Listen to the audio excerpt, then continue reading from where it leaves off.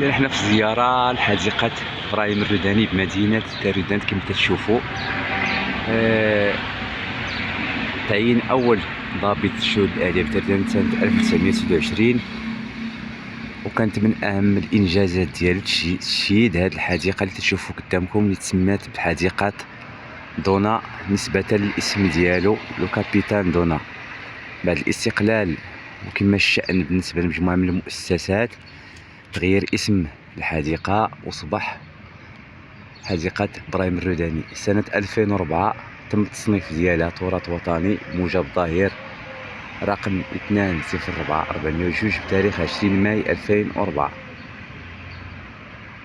وتعتبر هذه الحديقة من الحدائق المتميزة واللي تتعرف واحد التنوع نظرا لاحتوائها على عدد كبير من الفصائل متنوعة ومتعددة من النباتات.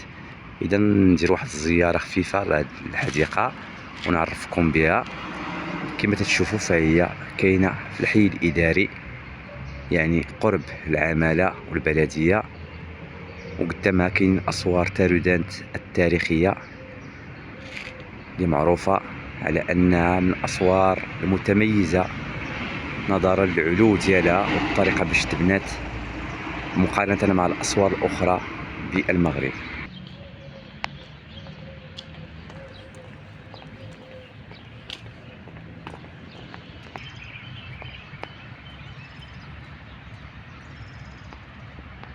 كما تشوفوا الفضاء فيه هدوء جميل، وتحتوي على عدد كبير من الأشجار القديمة جدا.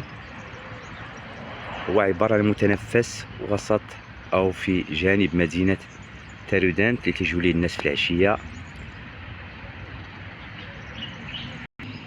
إذن هنا الداخل ديال الحديقة كاينة ساحة طايرين بها الكراسة وتطل تقريبا على جميع الجوانب ديال هاد الجردة. هنا كما تشوفوا الممر المؤدي للنافورة المعروفة في مدينة تارودانت.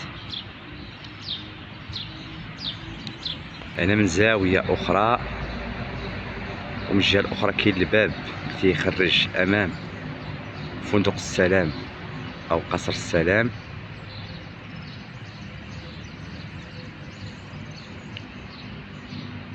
كما تشوفوا كاين أشجار متنوعة تتعبر على الخصوصية ديال هذا المكان،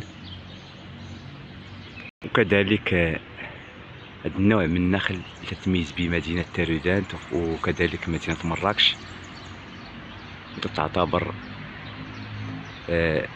تراث طبيعي متميز يميز هذه الحدائق في مدينة تارودانت.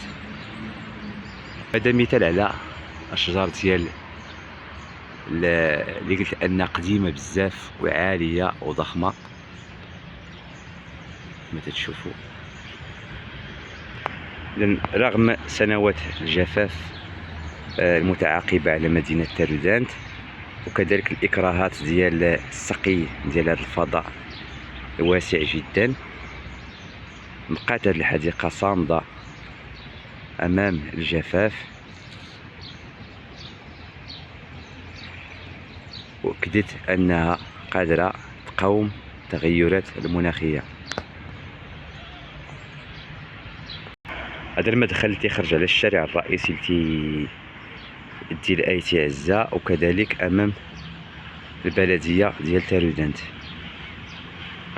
كما تشوفوا المنظر من الداخل تلاحظوا هناك أشجار اللي ماتت نظرا إما للأمراض أو إما للجفاف اللي عانت منه هذه المنطقة منذ ما يزيد على عقدين من الزمن تقريبا. إذا حتى لهنا نكون وصلت لنهاية هذه الحلقة، ونتمنى أنها تكون عجبتكم. ساهموا معنا بالآراء والتعليقات ديالكم حول هذا الموضوع، وأي واحد جا لتارودانت لا بد أنه يزور هذا المكان لأنه من الأماكن المتميزة في مدينة تارودانت التاريخية.